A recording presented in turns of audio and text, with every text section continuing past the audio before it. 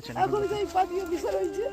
এখনো পার্টি অফিসে আছেন? হ্যাঁ, কি করবো, আমার দিকে না আটক করতে পারলে আমরা কি করে থাকবো? আমরা নদীর বাঁধ ভেঙে বন্যায় ভেসে গেছিল বাড়ি, আজও সরকারি সাহায্য মেলেনি। আমরা হুগলির খানাকুলের কিশোরপুর 2 নম্বর গ্রাম পঞ্চায়েতের তালিদ গ্রামের ছবিটা তুলে ধরছে।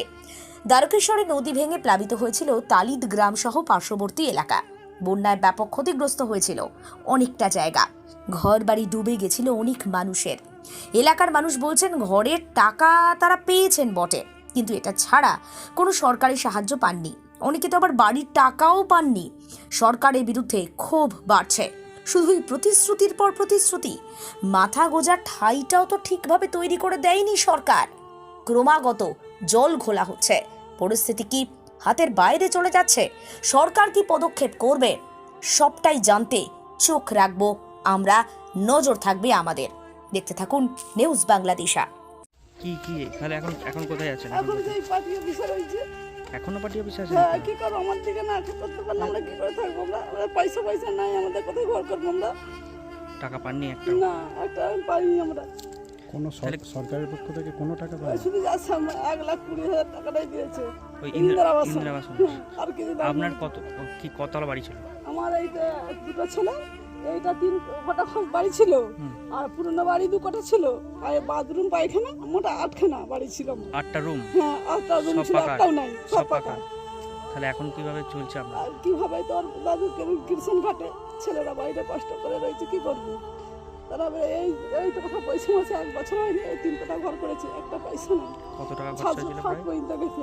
কত টাকা খরচা ছিল বাড়ি? এটা 9 লাখ টাকা। আর পুরোনোটাই সেটা আমরা বলতে পারবো না। আমি আমার এখন মাথায় ভাই ঠিক নেই, যে শরীর খারাপ। কালকে ডাক্তারখানা গেছি। সরকারি তো চেক দিয়েছিল। ওকে যায়নি তখন, 1 লাখ টাকা চেকটা দেয়নি।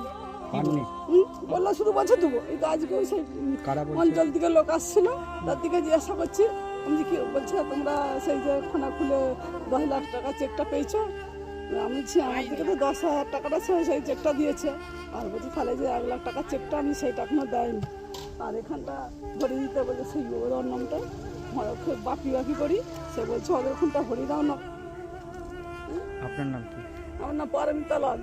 এই যে বাঁধের ওপরে থাকেন, কে থাকেন এখন বাঁধের ওপর? ওখানে আমার বৌমা, এই যে লাতিটা, আমার স্বামী সাউদিরা যে এসেছিল, ওইটা আমার শাশুড়ি মা, সে এখানে থাকে। ওটাই থাকে। আর আমরা সেখানে, ছেলেরা 2টো ছেলে তারা বাইরে রয়েছে, এলে তারা এখানেই থাকবে, ভাঙা কোথায় থাকবে না।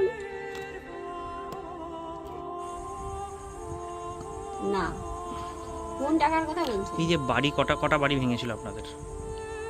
এখানে মোট 6টা, 5 জনের বাড়ি এখানটাই ছিল, গেছে। আপনার আমার বাড়ির ক্ষয়ক্ষতি হয়েছিল নাকি? আমার কিছুই নেই, আমাদের এখানটা কিছু নেই, কারো কিছু নেই, সব চলে গেছে।